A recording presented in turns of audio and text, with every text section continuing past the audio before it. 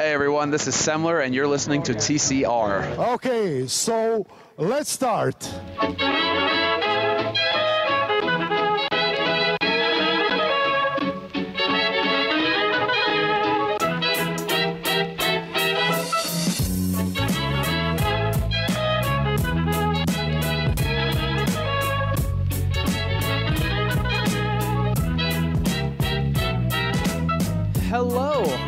Hello, and welcome to another edition of The Center Ring, a.k.a. TCR, a.k.a. your favorite esports podcast. Let's see if I remember how to do this open. Episode 75, coming at you live, pre-recorded from an undisclosed location. I don't want to get this hyped up because we took a week off, but this might be the best episode ever. Follow us on Twitter at The Center Ring, our website, tcr.gg. Hit us up on all the social medias. Anything you can do to make sure the show lives into perpetuity. I'll be one of your hosts. My name is Tim. Alongside me, though, my brown brother, Anuj. Hello, sir. Hey, bud, how are you? You almost nailed that intro, you know that? You just forgot the date and the time, that's it. That always comes in and out. I don't know why. Time is always in. The date is September 20th, 2017. The time, 6:18 p.m. Central Standard Time. Nailed it. And then through the power of the internet, we have Brett. The hamster is still alive running my internet. We're good. We'll see how that goes. How's it going? Considering the laptop that I put you through sounds like it's about to explode, we'll see how long it goes. Speaking of the power of the internet, man, what happened? Yeah, so that's why we did not record last week. If you don't know, which you would if you followed us on Twitter, we took a week off because my internet decided to take a week off. Just neighbor was laying down sod and apparently decided to cut the wire and not tell me about it. That's always exciting. That's I nice. prefer to think it was maybe like a rival esports show.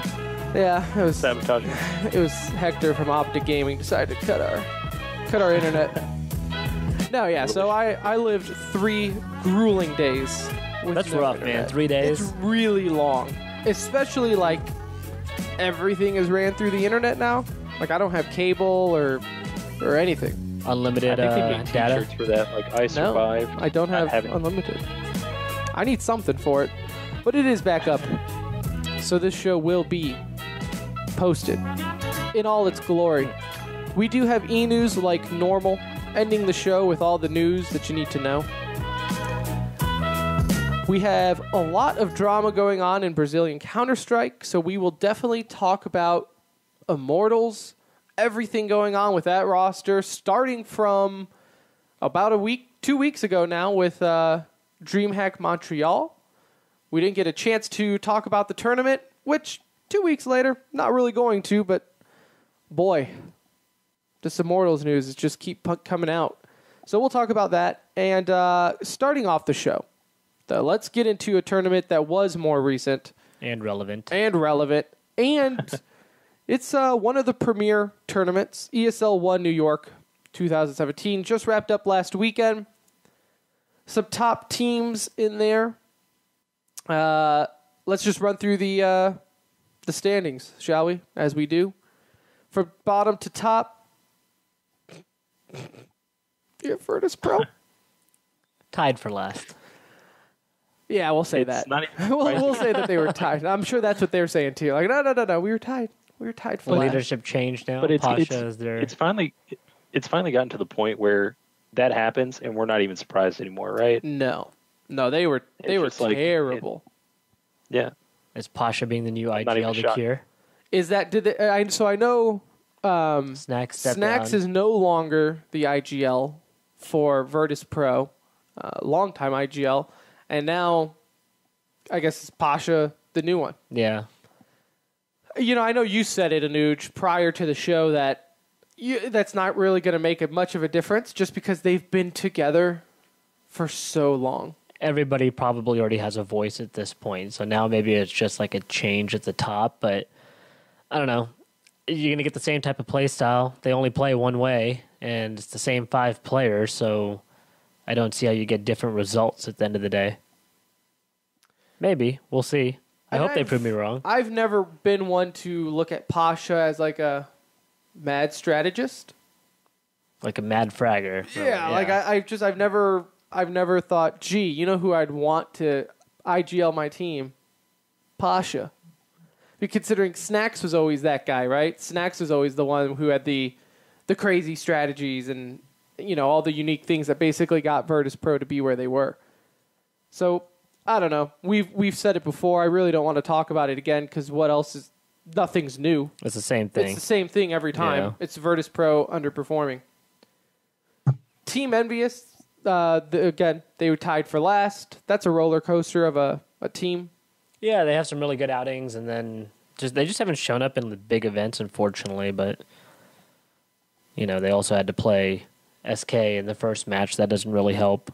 And then you go to against Navi. That's again another really tough matchup for them. So in 5th and 6th, speaking of Navi, you do have Navi and Astralis. They tied for 5th and 6th. Getting into the top 4, though, this is where the juice is. This is where it matters. Because let's face it, when you don't make it to out of groups at these small 8-team tournaments, there's a lot that happens, right?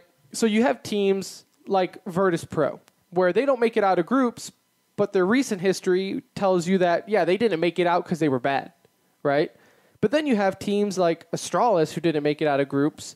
They went 1-2 with a -11 round differential. So maybe you would say, well, they're played poorly as well. Or, only 2 teams can make it out of groups, right? And they were in the more difficult group with FaZe and Team Liquid. So it's kind of I don't think people still see them. Liquid's not seen at the same level, though, right? Like losing to FaZe wasn't a big deal, nor was it a big surprise. They're all very good players, and it can happen, right? It's Counter-Strike. Losing to Liquid, I think the fact that it was a best of 3 that they lost in, that says a lot for Liquid and their growth, obviously, but for Astralis, that's like a huge disappointment to them. I don't feel like they were ever thought going into that match like, oh, this is our exit strategy, basically. So that was the bigger surprise is Liquid's performance over the last 2 tournaments. Mykonos making it to the finals, and now here again making it to the finals. They're showing what kind of growth they've accomplished, and they're the team to beat in NA.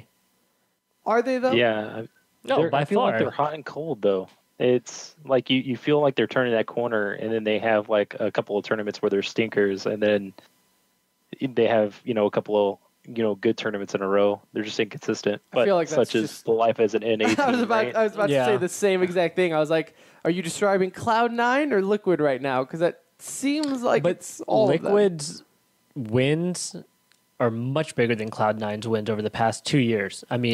Going all the way back to majors last year, I don't care if Simple was on the team. Starting from the MLG major in Columbus. When they win big. They win big. But it's in tournaments it's who that matter. They beat too, right? So Cloud9 advances, and I feel like they always find a way to get into one of those eliminator matches, and then they advance through that way. It's not beating an SK. It's not beating an Astralis. Even beating a VP. Yeah. Notoriously, Cloud9 has been terrible against VP, even in VP's current form.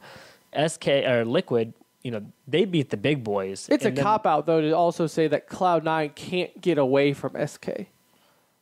You have to play them, right? And you find ways to win. And if you play a team that many times, numbers or even luck should be on your side at some point to where you beat them. But it's like such a mental block playing SK. It's like they give up before the matches even start almost. But yeah, Liquid finds a way to get, they beat good teams and they play very well, and the right players consistently step up. Alish consistently steps up in the biggest matches for him, and Twist, I think the more confidence he gains playing in tournaments this size and playing in big lands is going to do wonders for them. Future superstar. It really is. Superstar now.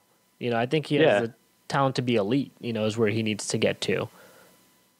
I remember I was actually, while watching ESL New York, I was thinking back to ESL Dallas from when we talked to Twist and asking, because I think by then that was his first or second tournament, maybe his first one, where Yeah. they made it to the stage. Yep. And I remember one of the questions we asked him, like, could you get used to this? How did it feel to be the first time on the stage and NA fans cheering you? And he said, like, yeah, it's pretty awesome. Like, it's an And to awesome think, feeling. Even back from when was that, like May or June to now, like how much has changed, right? Yeah, how much that team has grown. The team is totally different team than they were then with the same lineup there.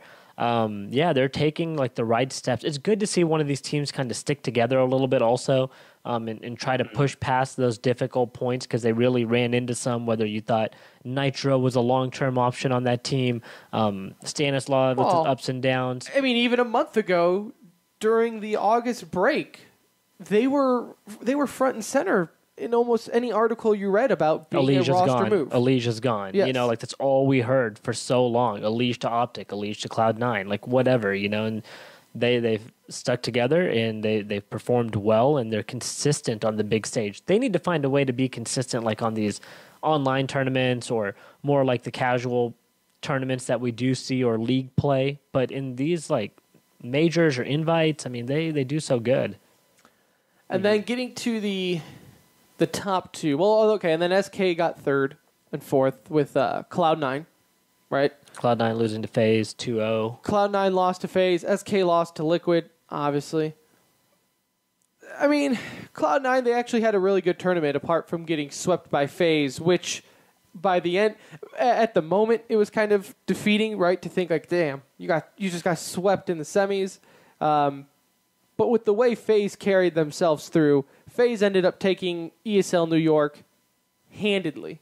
Like, yeah, I have the score lines here. I mean, it's like, from the beginning, 16-3, 16-3, 16-4, 16-4, 16-5, 16-6, and then they had that close game at the end. So it's 16-14. Yeah, 16-14. I mean, they were just murdering dudes. I mean, they didn't drop a single map the whole time. I mean, like you said, look at the finals against Team Liquid, 16-3, 16-14, 16-4.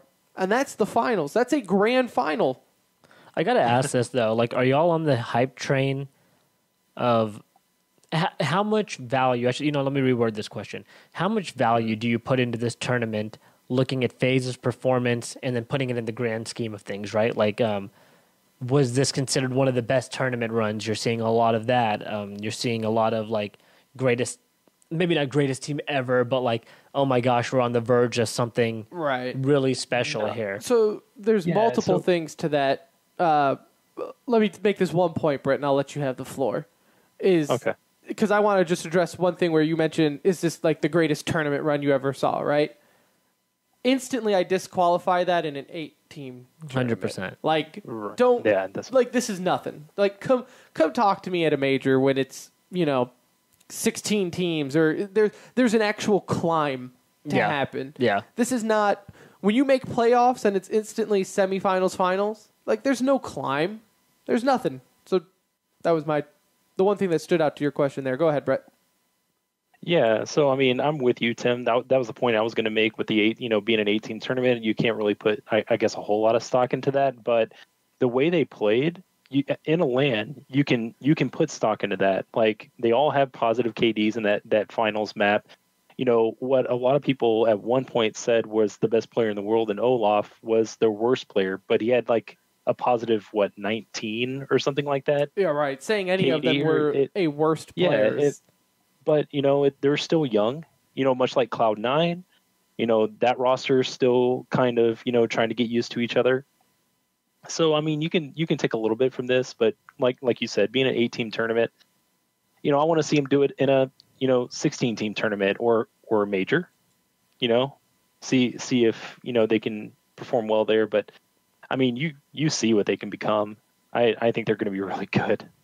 I think they're going to be. I mean, competing with Astralis, SK, legit, like competing with those teams. So I think they're going to be really good too. But the 8-team tournament bothers me, but not as much as like the competition in the 8-team tournament. If you told me we're having an 8-team tournament and it's the top 8 teams in the world, or the top teams that are performing at least the best at that point, I'll put a lot more stock into it, right? And then maybe they're all best of 3s at the same time. In this, look at who they ran across. Their first match, best of one, they beat VP. Big surprise there, right? Then in the winners match, to advance to the semis, they beat Astralis. But that was good, but again, it was a best of one. I think doesn't hold a lot of weight in Counter-Strike. Anybody can win a best of one. It's something to bring up, just like you're doing, right? Yeah, like they should, if it's a smaller tournament, maybe make those best of threes to make them a little bit more exciting and challenging. They beat Cloud9, who, again, a little bit of a roller coaster with the new team right now. They have to get things going. And then they didn't get SK in the finals. So I felt like their run through this was like the easiest possible run you really could have had. It was a kind of a cakewalk getting into the finals.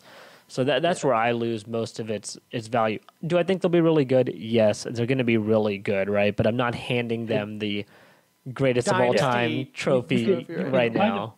You can kind of look at this like a preseason, right? Like they're coming off that long break. Teams are just getting back into the swing of things, so they're maybe catching some teams that, aren't at their full form. So yeah, I mean, let's see what they do in the next couple of lands. Then we can reserve our opinions then. But I mean, you could look at the roster needs to and find just their know form a little bit right now.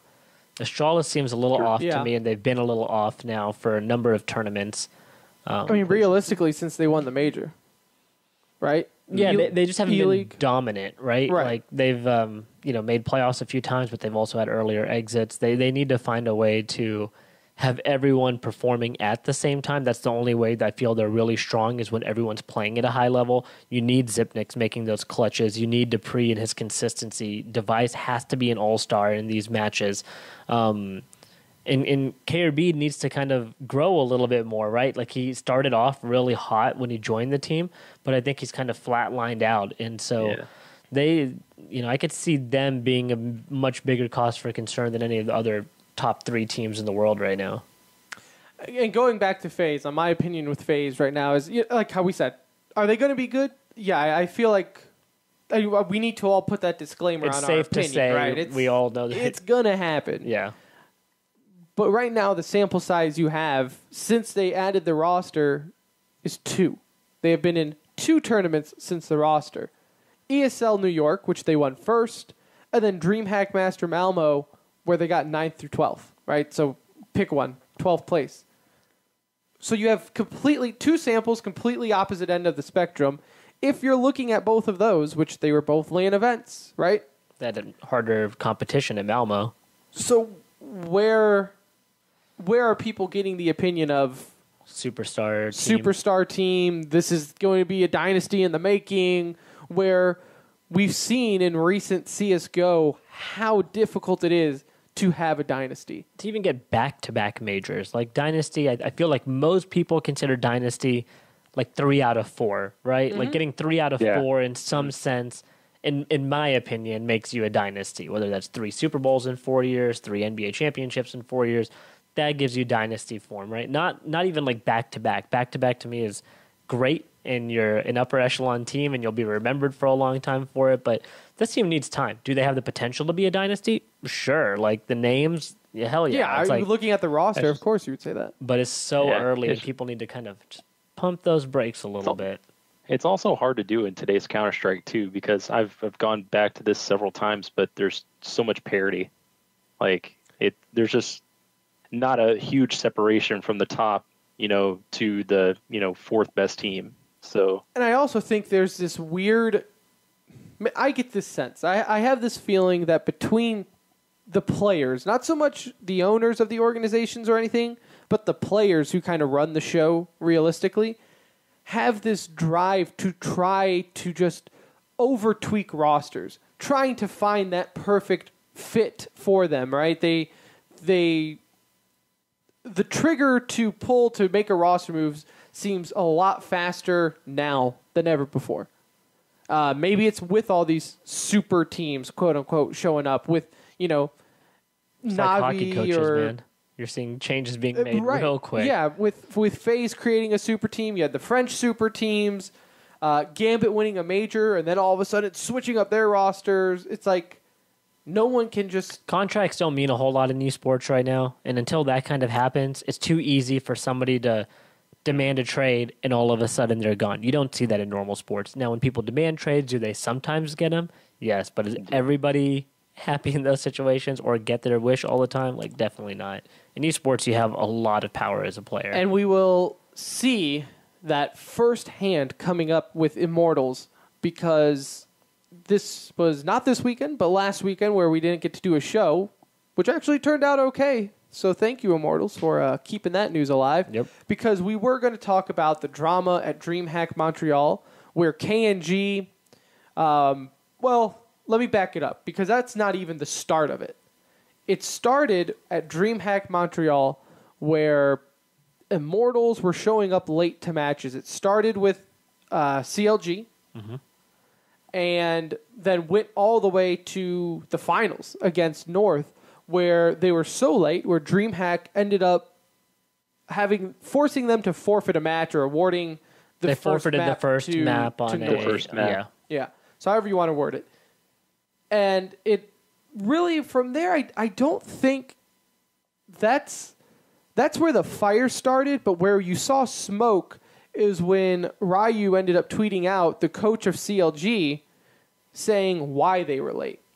He said that they were late because they were out partying the night before, and half the roster was hungover, and the only guys that showed up were Steel and Bolts. And that right there, I mean, set the stage for sure. Everything blew up from there. Twitter blew up, Reddit blew up. Things got escalated. It blew up, but it wasn't. It started to catch traction. It blew up after FNS's tweet and then the reaction. This is where enter left stage KNG. Yeah. Before, it was Immortals was late, right? Now we're taking you to center stage. This is like the big news. Yeah, so we had the story, which was Immortals being late, and then KNG was like, hold my beer. Like, I got a better... I got better news, because I'm going to tell FNS that I'm going to kill him on Twitter. Prove it, or I will kill you. Prove it, or I will kill you. Because FNS made a tweet saying, like, you mean to tell us we lost to people that were hungover? And Lucas, go ahead. I was trapped, and Tim, I messaged you about this, the night that it happened. I was trapped on Twitter for like 3 hours, just like, I can't stop watching this. It's just like constant back and forth, and just it felt like even the scene was like 70-30 of 70 in favor of like, dude, what are you doing? And 30%'s like, it's not a big deal. Why are we even talking about this? So I mean, it matters to people. And it was just fun to watch. When you say that though, it's not a big deal. It being he said that he was going to kill him, or the fact that they were late? It's saying that, it's saying they were going to kill him. And there was a part, of the community that was on their, bandwagon of like, why is DreamHack, forcing him to forfeit? Like, why are they forcing him to forfeit a map? So there was a contingency there, but the overwhelming majority was like, guys, the issue there. And so before we get there, we're all on the same page that there are some reasons you can be late to a match. Decay tweeted out saying, doesn't matter, no excuse. And I even said, I was like, so you're telling me the reason doesn't matter? Like, you don't care about the reason? Because to me, it's like, there are certain things in life. Like, you can't just do the slippery slope or the blanket statement saying, nope, doesn't matter, you need to show up for your match. I feel like if it was a good enough reason, DreamHack would have been like, hey, we'll give you an hour. Really, the only reasons, as somebody who's been in sports before, like, the only reason you have an excuse to like be late enough to a game where it's like becoming an issue, right? Is, like you said, a death, some sort of accident, whether that's on your way to the game or something that's going to like take some medical attention. The diarrhea. You better just poop your pants. Like, you better find a way to get out there. I respect the diarrhea. But you don't test diarrhea. There's not many things. I agree that there's like the reason matters. Diarrhea. But it only matters if it's like the right reason, right? Like, yes, very few and far between. It's all situational, and I get that. My point is, people were painting out DreamHack to be heartless monsters. No, I don't think that's the case. They came out and made a statement. Yeah, they said, hey, no, this is what it was. Now, where Immortals was saying, no, we were not out partying. Okay, Believe what you will on that. Steele even said in an interview with Richard Lewis at E-League, Richard straight up said, like, hey, were they out partying? Do you know? And he kind of, I wish I pulled the audio, because Steele basically kind of did a sidestep and was like, I don't know. Yeah. And in short, he said, I don't know. Which... You're not practicing, obviously, if your IGL's not there. We've been at events, okay? We have been to DreamHack, ESL Dallas. We've been to many events in our lifetime. There is no way you don't know where your teammates are at. None. You're in these teams side-by-side rooms. follow each other the entire weekend. Like, you don't split up. One guy doesn't go and do one thing. You're constantly aware where each other are at. Half of it is because they're also in a new place most of the time too, right? So forget the fact that maybe they're not seeing somebody else. Like, you're in a new place, probably haven't been there before. New York, you're going to be out with your team, whether it's team dinner or practice. Like, it wasn't practice because if Steele doesn't know where you're at and he's the IGL, normally at the venue for 12 plus hours anyways. You're doing what Edmius does. You sit in the pool for 14 hours and shrivel up. Like that's what's happening over there. And my thing is, like, if this was any other sport, like baseball, and a guy that's going to start in, game 7 of a World Series goes out and parties the night before and shows up late to practice, we're going to, no pun intended, kill that guy, right? But because it's esports, I feel like he's got a little bit of he's getting killed, but I feel like he's getting a little bit of a pass, like. Not after today. Yeah, so to fast forward to the news that broke today, I would say just probably around 2 in the afternoon or so, maybe even earlier. The owner of Immortals, Noah Winston. Yes, Noah Winston. He was actually quite vocal. I will give him that. He was very vocal on Twitter. In fact, right when it happened, he kind of made a statement. Where is it? He's apologizing. He apologizes to the Immortals fans. We'll address this internally. Actions should have consequences. Thanks for enforcing the rules, DreamHack. So, again, that's also just another sign showing that they know what they were doing, okay? Like, again, if there was some issue that they were late, that the owner doesn't side with the players, like, something is not adding up there. And then there's so many stages to set in this. Last night, Immortals was playing CLG for the qualifier for the Epicenter. Or Epic Enter, whichever way you want to read it. And we were there. We were kind of watching it, or we were on the computer, and we were like, dang, what is taking Immortals so long? Like, and it's very obvious, KNG's not in the server. You see it right there. And so instantly, red flag, okay, why isn't KNG there? After all this drama, KNG's not there. And then he shows up and they play the match. Well, later that night or early this morning, Noah, the owner of Immortals, tweeted saying KNG was not supposed to be playing. Like, he was suspended internally. He was not supposed to be playing. And Kogu had a match with his other team that he was on. So it was conflict and everything there. So they just, the guys, the team, went to KNG and said, hey, we need you. We got to play this game. And then from there, long story short, KNG's off Immortals. He got kicked off the team. Noah Winston ended up tweeting out saying, the right to represent Immortals must be earned, not given away for free. Players who don't uphold our standards lose that right. Like, strong statements there from the owner of Immortals and Noah. And you know what? I don't blame him. If I was an owner of an organization and I had players doing that, I would get rubbed the wrong way. And this is my take on it, okay? It's not the fact that he tweeted saying, prove it or I'll kill you, all right? Yes, probably not the smartest idea. Well, they also said that he went around looking for him and had to be, like, held back in this, right? So he's a hothead. Yeah. KNG's a hothead, no doubt about it. The dude's that Brazilian fire. Yes, right. We don't even have to go there with the Brazilians. We'll stop there. But yes. But in my opinion, it wasn't that listen, in gaming, competitive gaming especially, we give and get a lot of passes for things we say. We have all said things that would make our mothers ashamed of us. Like, no question about it. I have told children horrible things. And I'm not proud of it, but hey. If you ever played You're a little proud of PUBG, it. you would think PewDiePie was a normal person. It's just a prank, bro. All right, it's just a game. All right, get over it. But exactly, like look at PewDiePie, right? He's recently in a stream said the N-word, and basically community split down the middle, saying, like, Granted, now just so you all know, we never use that word when we play. We No. don't, and whether that's because people don't have the balls to say it, or the fact that we have like two black friends playing with us at all times. It's never used. I have within our tons of circle. black friends, But- so I could say it if I wanted to. Yeah, I'm allowed to, brag. obviously. But if you go into that game, you hear that word about 100 times before you even get on the damn plane. In any game, you hear a lot. Does it make anything that we say excusable? No. Does it make it right? No. But it's the scene. Difference right? is these people that are saying whatever we're talking about here, whether it's the N-word or other things, they don't have a face to the name. Yes. They're not in a KNG public eye. Has a huge name. But to wrap up my very long point of it's not what he said, it's how he handled it. Yeah.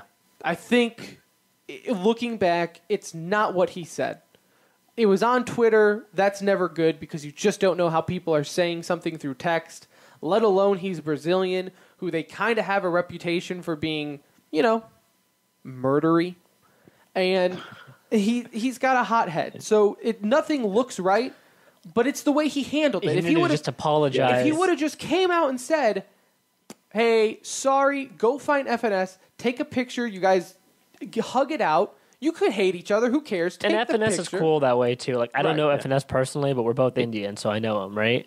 And so he at least comes across on Twitter and his social platforms as, like, a pretty friendly, he does the speaker's advantage and all that stuff. He just comes across as, like, a friendly person, you know? I think you would have gotten some mercy there. And he also felt bad for what he said. He apologized. He's like, sorry, I was making a joke. Like, I don't know if they were out drinking. I was really just saying that because that's what people have been saying. So I'm apologizing. Immortals even came out and said, hey, guys, can we stop flaming FNS? And FNS is like, no. Tweeted back at Immortals like, no, I deserve it. But see, that's the thing, though. He doesn't. I mean, if anything, he was making more fun of their team. He was making more fun of CLG for being so bad that they lost to guys who were hungover. Like, I really don't feel like any... And it's all how KNG handled it. It's the fact that he basically went on Twitter again and said... He went on a long rant. Yeah, like, I don't even know, Brett, these show He notes... just bitched and complained the whole time. Like he it just wasn't complained. like... He goes, I'll stop talking since everyone loves to crucify. I just have one thing to say. We are late, but I was at the server on the original scheduled time. Which, so you know what he's talking about there. They informed all the players and the teams, obviously, that they moved the times up because some of the matches ended earlier. They could get the game in at a more reasonable hour. So everybody was given notice. He's saying he was there at the original scheduled time and didn't know that it changed, but all your team is there. Like, what's your excuse? Right. You're running late. And throughout all these tweets, he's saying, hey, we made a mistake. I'm sorry. Okay? Apologizing for being late. And it's like, all right, KNG, that's what we all needed. Yep. But wait, there's more. He tweets towards FNS. You're a ish for wanting to show up with lies. I really do have you. Garbage and liar, you owe us respect. And that's how you earn it. That's how you earn respect right there, is by saying those things, threatening to kill somebody. Like, it's... Like, dude, you had a chance right there to just say apologize. It was taken out of context. It was blown up. I was mad at myself for being late, and I took it out on him. Did he tweet this in English, or is this Google Translate? It's all translated. Okay. So it's the way he handled it that got him kicked off the team.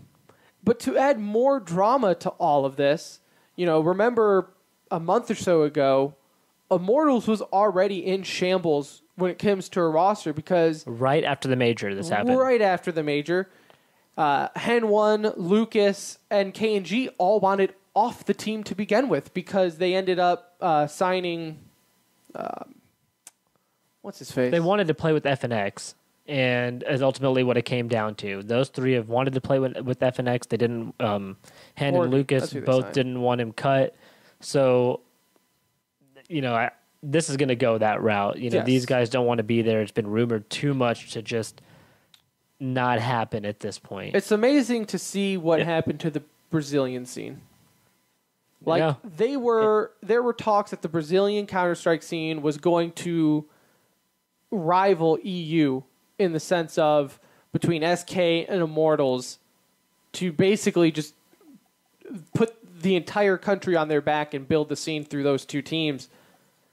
They're imploding on themselves.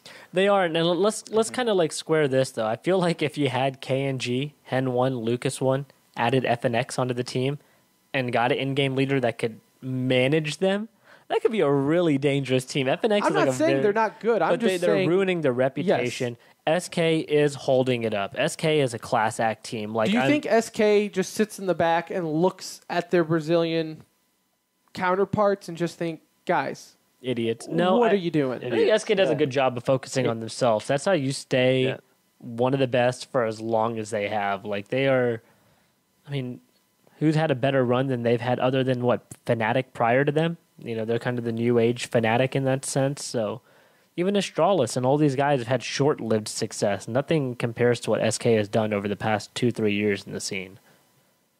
And there was someone, no, it was Hayes that had the tweet, and he wrapped it up the best way that you can, really. He said that your job is whatever your employer tells you to do.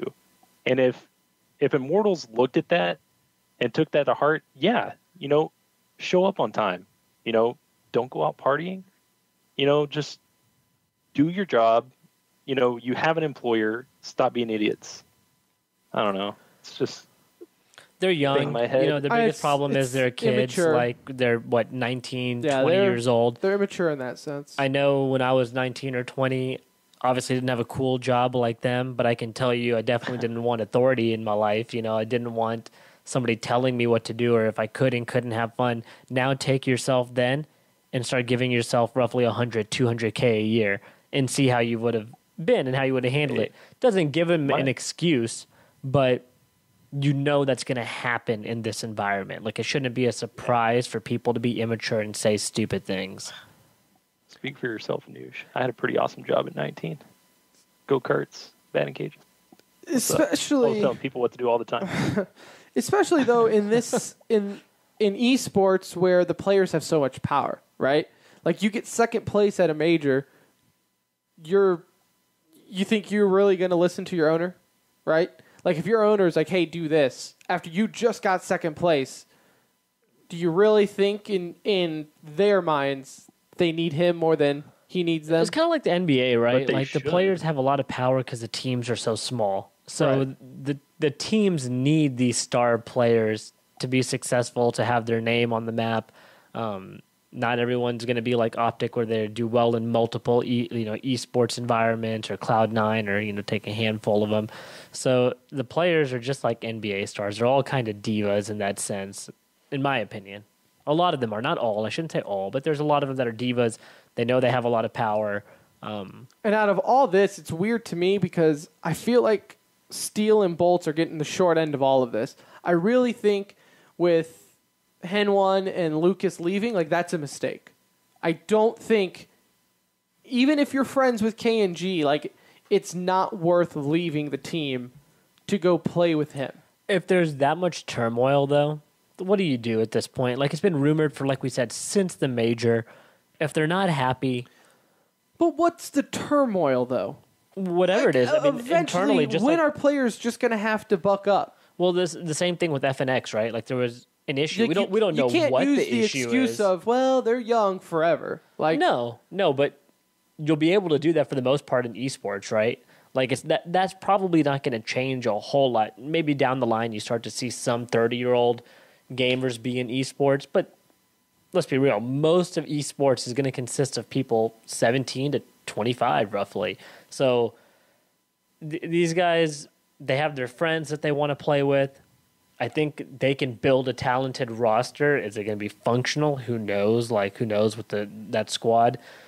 Steele, I think his best option at this point is go NA, right? Like he speaks good English, find a way to get into an NA team and go from there. Bolts, I don't think speaks English, so I don't know what that leaves him in a pretty tough spot. He plays rank S, so I mean, I'm sure he could communicate somewhat. He hadn't one and Lucas speaks one play. Counter-Strike. Yeah, They speak Counter-Strike. Exactly. They don't need to speak English. They just got to know the call-outs. Yeah. Right. It sucks for them, though, because you look at a team, you don't see a team that, like you said, comes in second place at a major, kind of just nosedive like this within a few months. Like, that's going pretty far the other way, and so disappointing because they had something. Conflicting personalities, man. It's so weird to me. But like you said, it's very much similar to the NBA. With those smaller rosters, it's more difficult to get away from the guy you hate. This just happened in the NBA. You look at the Cavaliers. Kyrie Irving just left a championship team to go be the guy or whatever. He left the team because he didn't want to be on that team anymore. Everybody looks at him like, dude, you're out of your mind. What are you doing? You just left a team that's been to 3 straight NBA finals. Well, he wasn't happy. He wasn't happy playing beside LeBron. Maybe they don't like playing by Steele. Not because Steele's a bad guy or not because LeBron's a bad guy, but they don't like it. It's not for them. So, let's see where they go and what ends up happening if they actually leave the team. But we know K&G is off for sure. It's more or less if they are allowed to leave. Because if they leave, if Henny and Lucas end up leaving Immortals, then Immortals loses their major legendary status. Yep. So that's more so looking at, does the owner, does the organization, are they okay with that? You're giving up a lot. Yeah. But to go back to our previous statement, players have a lot of power. So if they are really pushing this, that we don't want to play here, we're not going to practice. We're not going to prepare properly for games. We're going to cause drama. We're going to continue on our partying lifestyle or do whatever we're doing now that pisses you off. Yeah. Like, you're going to look like, from a player's perspective, the owner doesn't have much choice. Like, what are you going to keep them and keep the other two unhappy? Just for one major? From an owner's perspective, though, you're making $1 million decision at that point, or potentially, right? Because if you make this roster move, you don't make the major after making that roster move, then there goes that possible prize pool money. So, I mean, there's a monetary reason for owners to be like, deal with it, bro. But let's be real. With this lineup, now they got to find a new fifth, right? Mm-hmm. So let's say they keep major status and stay with this lineup. If this team's in total turmoil, okay, let's just say that it's just a disaster leading into the next major, but they get that legend status. Well, let's say they get in 14th to 16th place because they just don't give a crap about the thing. What payout is that? That's nothing for CS. This is not Dota. Like I said, I think to me it's more of a I don't want to see him if it again, don't know what's going on in closed doors. I hate the fact that the players have so much power. I'm in the minority on that one because I mean, look at Sir Scoots. Like, his whole platform is don't sign any contract ever because every contract is evil. You know, you listen to Richard Lewis, that's a lot of his platform is like, this is giving up this, and this. Okay, well, that's what happens with contracts, right? Yeah. You got to give and take a little bit. You give up some of your rights to get money. That's what it's all about, is to have that comfort of knowing a paycheck is on its way. Now, that doesn't always happen because you look at Denial, they had contracts that doesn't promise any payment on there. Yeah. Right. So I mean, I'm not ignorant on the topic. I understand there are orgs out there that are equally as bad as the players. It's on both ends. Yeah. Yeah, it's on both ends. It's coming, Tim. I think the Overwatch League is going to shake this up a little bit. So I think it's going to be for a good example because Blizzard's not going to not pay their players, right? They're not going to allow teams to not pay their players. You're paying $20 million to get into the league. You're damn well going to pay your players right. $150K. You're not gonna cut corners on that. Speaking of the Overwatch League, let's get into some news because it's really just the Overwatch League we have to talk about today. They basically announced everything. We're just now waiting for the season to start. Today they announced or they finalized their 3 final teams, making the league a clean 12-team league to start. I dig it. Yeah, we're all happy about that. I think we even said at the start 12 would be like the perfect number to Yeah, start. everyone was like 9. Like 9 was just a weird number. How like you do 8. divisions, whatever. This is a perfect number. I love this move. So you have Philadelphia, owned by Comcast. That sucks. Yeah, but you got their ownerships of the Philadelphia Flyers. I just don't like Comcast, Right. but yeah. Dallas, which is envious, which I guess that's official now. I was under the impression they always had Dallas as the Overwatch team. And But like you mentioned in the pre-show, it looks like they dropped Austin from the name. You're right. So it's now like envious associated with Dallas. Dallas. I like it. I like the color scheme. I like their logo. I'll take them in the city. Why not? well, Plus, we'll they're see a what good organization. name they go with. Remember, Oh, yeah, it's they gotta not change Dallas it. Envious. I'm still rocking envious. I mean, it could just be Dallas Envy. That doesn't sound bad. No, and it's close enough. Yeah, doesn't sound bad at all. And then Optic Gaming is going to Houston. And then Los Angeles. If I didn't say that, Immortals picking up Los Angeles. Immortals Interesting. have been busy, man. Yeah, they really Immortals have. been busy. So they obviously are not worried about salaries No. of 3 players, and they're dropping this to get in here. No, I think KNG is the last thing on his mind. But you know what? That probably speaks volume to the owner with Noah, right? Where it's like he now owns an official team for this Overwatch league that is structured to a T. He's not going to play those games. And this also has like that big players' rights contract Right. type thing, right? So he obviously knows what he's doing, man.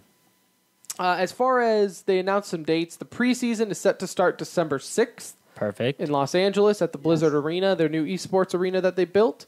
And the inaugural season will kick off Wednesday, January 10th, and go into June. So a nice little 6. That's a good link. Yeah. Yeah. I don't know how many games that involves. I would assume. We'll assume a minimum of 24. It's a minimum of 24. You play every team twice, I would guess. Yeah, you would assume. I would assume that's what, a game a week. 22 games. Yeah. So that, like I said, we'll discuss that more coming down the road, like when rosters start. We're about to get a lot of finalized. news coming in on this. We'll Right. go over it. But as it's good to see that. I mean, to think it was 2 years ago now where they announced this. Announced I'm the slowly Overwatch like League. climbing out of that hole. Like I'm still there a little bit, but I'm like climbing my way out to see what's I mean, going on. At You're, least. you're losing your Yeah, chance of going into the salt mine. Yeah. You- I am. you've been- If I was you've- going to do it, like I needed to do this a you've month been ago. You've been wanting to say you wanted to do the But salt with mine on dates the at Overwatch least League, there, like I like the fact that they went up to 12 teams. They're definitely moving things in the right direction to like make me more of a believer. I know Blizzard obviously cares about that, so I'll go ahead and just state it on air. And Optic Gaming, not only are they getting involved in Overwatch now, but they have applied for a North American LCS franchise as well for League of Legends. That's all I got. I don't. Mention our That's Texas League of Ranger Legends, boys. man. At least it's kind of nice. Yeah, so you might be wondering where the hell are they getting this money when it costs $20 million to get into Overwatch and to apply for the LCS is $13 million. Let me let them know. Hector has been pimping out Karma and Scump from his Call of Duty team. That's where all this money has come from. There's some groupies there. It also helps that the co-owner of the Texas Rangers is reportedly one of their big investors. Yeah, that's pretty cool. I mean, it makes part of the move to Dallas make a little bit more sense. It makes a lot right? more sense that all of a sudden they're a little bit more heavily involved in Texas. Can you imagine they're about to drop like what 35 mil almost? Mm-hmm. Like 35 million for these two franchises. Dude, they got to get it. I mean, there's got to be expectations though to get it back. You know, and if there's one owner out there that I'd have to imagine has thought about it, it's Hector. You know, it's Hex doesn't really. I feel like I said it to Nuge before the show that when I think of Hex, I think of like Mark Cuban type of ownership, right? Yeah. He owns a team, but he's also their biggest fan. You know, He lives it. Yeah. Yes, it's an investment to him, but he wants lives, them breathes, to, he Optic wants Gaming. He wants them to win, not because he's the owner, but because he's a fan. Yeah. That's the way I see it. That's cool. Like I said, we love mentioned it. it last time. You He know? does his blogs and stuff where it's all about the team. Everything is about the team, Now- what the team's doing. It's just cool. Don't let this confuse you, because I still wish eternal losses on Optic Gaming. That's not true, Hector. Not from for, all of for us. big timing the Not from all of show. us, Hector. Me and Okay. Brett got you, Hector. All right, We'll That's right. We'll convert him. He's a Cloud9 fan. What do you expect from somebody All like right. him? prove it, or I'll kill you. Oh, damn, you're off the Oh. show. Okay. Drop the mic. Okay. Yeah, that's a great way to end the show. But yeah, so like I said, we'll talk more about Overwatch League coming up and all that fun stuff coming on later on. But for now, that's it for episode 75. I appreciate you all for listening. If you skipped around, or if you actually listened all the way to this point, I appreciate it. Again, hit us up on Twitter at The Center Ring, our website, which is in the works of getting prettier. We're in the works of updating the website to kind of match our new theme. That's going to get there eventually. What else? We'll be back next week. Twitter at The Center Ring. Join us on Discord. Ah, yes, our Discord. I will always pimp out Destiny 2. We got a little Destiny 2 group going on, so if you play that on console and what will soon be PC, Soon. we will be there.